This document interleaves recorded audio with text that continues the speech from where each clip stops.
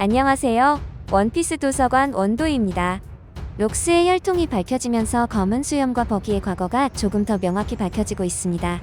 우리는 록스의 얼굴과 버기가 비슷하다는 이유로 버기 역시 록스의 아들일 것이라는 이야기를 했었죠.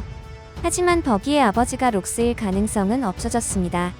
왜냐하면 검은 수염이 데비일족의 유일한 생존자이기 때문입니다. 그리고 검은 수염 E형 신체의 비밀이 드디어 풀렸다는 놀라운 결과물을 보여드리겠습니다. 정말 놀라지 마세요. 그리고 어제도 굉장히 재밌는 댓글들이 많았습니다. 뒤에서 하나하나 댓글을 분석해보겠습니다. 단도직입적으로 말해 데비 일족은 잠을 자지 않습니다. 그런 일족이죠. 데비 존스, 록스, 티치. 이 가문은 잠을 자지 않는데 과거 버기는 티치를 보고 저 녀석 잠을 잔 적이 없는 것 같아 라며 기묘하게 여겼습니다. 그렇다면 버기는 잠을 잔다는 것이니 그 일족이 아니라는 논리입니다. 데비 일족은 갓벨리의 인간 사냥에서 굉장히 가치 있는 사냥감이었습니다. 천령인들이 원주민들을 사냥하며 가장 높은 점수를 얻은 자가 납치된 바다의 아이돌인 샤키를 손에 넣을 수 있었습니다. 쿠마와 티치를 모두가 사냥하고 싶어 했죠. 아직 어린 아이인데도 말이죠. 요컨대 고득점 사냥감이었기 때문에 모두가 티치를 노리는 전개였던 겁니다. 그렇게 되면 록스는 자신의 아들 티치를 지키다 죽었을 것 같습니다. 록스는 티치가 태어난 해에 마음이 바뀌었고 샤키에 대한 흥미가 사라질 정도로 정신을 차렸을 겁니다. 그렇게나 좋아했는데도요. 가족을 엄청나게 소중히 여겼을 겁니다. 아내와 아들을 지키러 가는 거죠. 소중한 것을 지키려다 살해당하는 것. 소중한 것을 지키기 위해서라면 아무리 강자라도 발목을 잡힐 수 있다는 것. 이건 원피스의 단골 패턴입니다. 이렇게 강하게 묘사되었던 록스가 패배할 수 있는 유일한 페널티라는 것입니다. 그리고 이 현장에 함께 있었던 것이 드래곤이었기에 자식은 부모의 약점이다 라고 말했던 겁니다. 모든 것이 완벽하게 맞춰지죠. 눈앞에서 아버지를 잃는 것. 엘바 표편에서 부모 자식 간의 사랑이 그려지는 것도 그 때문입니다. 오다는 과거 자식이 약점이라는 떡밥을 회수한 것입니다. 이런 이야기가 그려진다면 검은 수염은 절대로 적이 될 수 없습니다. 이건 최종 보스의 스토리와 거리가 있다는 것입니다. 루피의 라이벌이 될 좋은 녀석인 거죠. 로저에게 있어 록스와 같은 존재로요. 밀짚 모자 루피에 대한 티치. 록스는 자신의 아들은 지켜냈지만 아내는 지키지 못했습니다. 그래서 티치는 고아가 된 거죠. 데비 일족이라 어린 시절에 여러 일이 있었을 겁니다. 그래서 세계정부를 원망하고 있는 거죠. 세계정부 이야기가 나오면 괴로워하는 모습을 보입니다. 데비 일족의 시조인 데비 존스가 800년 전에 세계정부에게 무슨 일을 당했는지 그 과거를 알고 록스는 분노했던 겁니다.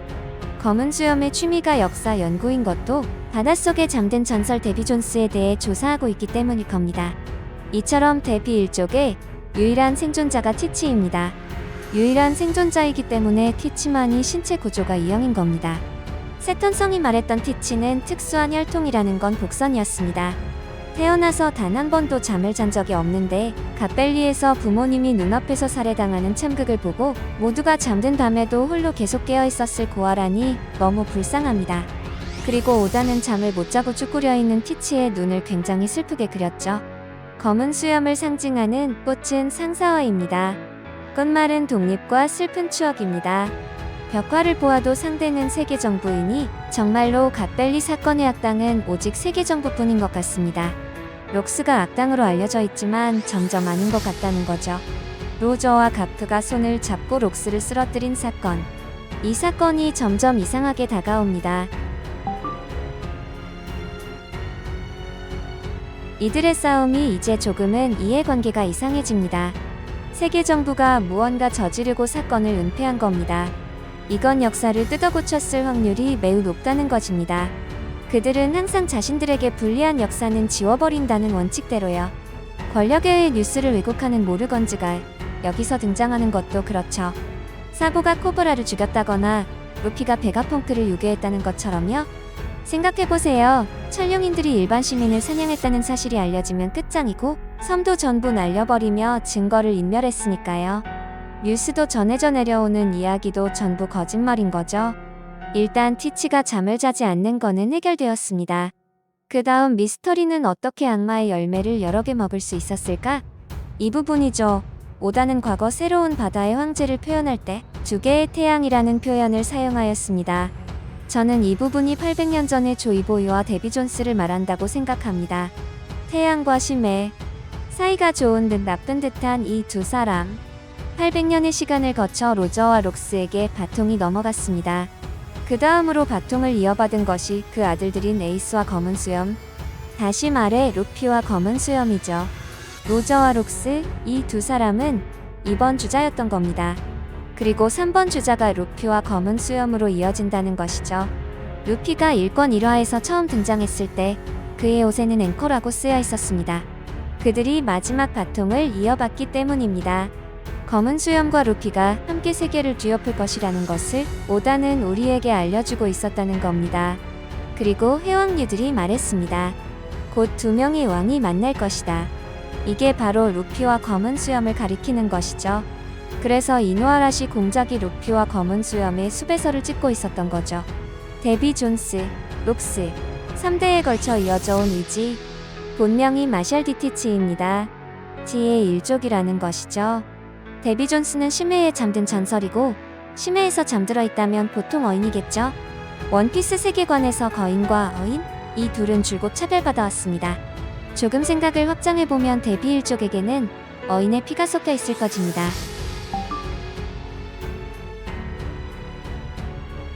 어인 중 눈여겨볼 재미있는 부분은 문어입니다. 문어는 심장이 세 개죠. 그래서 검은 수염 역시 수염과 전체적인 이미지가 문어의 여러 개의 발과 유사하게 보이기도 합니다. 그래서 열매를 여러 개 먹을 수 있을까요? 검은 수염 해적단의 깃발이 그걸 상징합니다. 악마의 열매는 심장에 깃들죠. 그래서 여러 개 먹을 수 있는 겁니다. 항상 총도 세 자루를 가지고 다닙니다. 검은 수염이 처음 등장했을 때를 보세요. 사람의 꿈은 끝나지 않아라고 말했고 게다가 문어는 꿈을 꾸는 생물입니다. 실제로 문어는 꿈을 꾼다고 생물학자들이 말했다는 것이죠. 완벽하죠. 검은 수염은 꿈을 이야기하는 문어인 겁니다. 그리고 문어하면 다리가 8개, 해적기에도 제대로 다리가 8개 그려져 있습니다. 8개의 다리.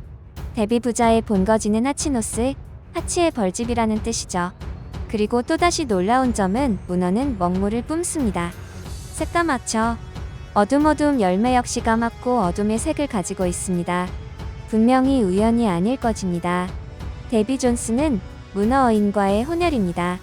해적 영화를 좋아하는 분들은 캐리비안의 해적을 보셨겠죠? 거기서 데비 존스는 문어 괴물이잖아요. 모든 부분이 상당히 놀라울 정도로 맞아떨어지기 시작합니다. 바닷속에 잠든 데비 존스는 문어의 특성을 가졌다는 것입니다. 문어라는 존재는 서양 해적 이야기에서 크라켄으로 등장합니다. 배의 적으로서 상당히 유명한 생물이죠. 크라켄이 나타나면 거대한 충돌과 힘으로 배들이 파괴되는 장면들을 영화에서 많이 보셨을 겁니다. 이 크라켄은 쓰나미와 함께 나타난다는 전설이 해적들 사이에 있었습니다.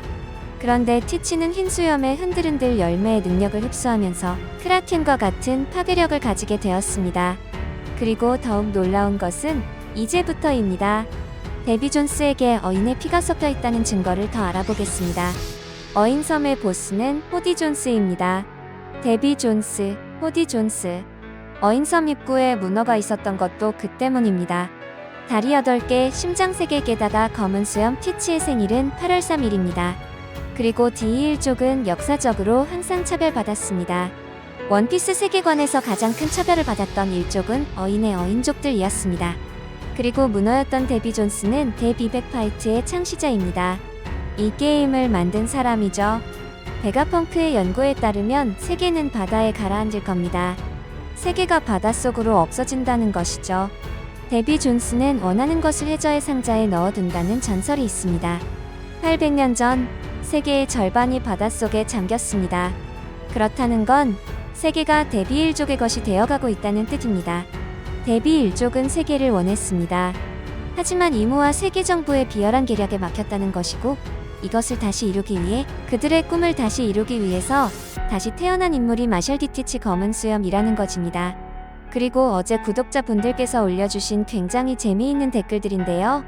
갓벨리에서 드래곤이 천룡인을 공격하고 절대 해서는 안 될 행위를 했지만 그래도 가프가 살아남은 이유에 대해서 많은 이야기들을 해주셨습니다. 가프의 강함에 대해서 그래도 사왕급 이상은 아니라는 의견들이 상당히 많았습니다. 그리고 사왕과 해군의 강함에 대해서 과거와는 다른 스탠스를 보이고 있는데요. 뭔가 구독자분들 역시 성숙해진 것 같습니다. 재미있게 보셨거나 재미없게 보셨다면 구독, 좋아요 부탁드립니다. 사랑한다고요.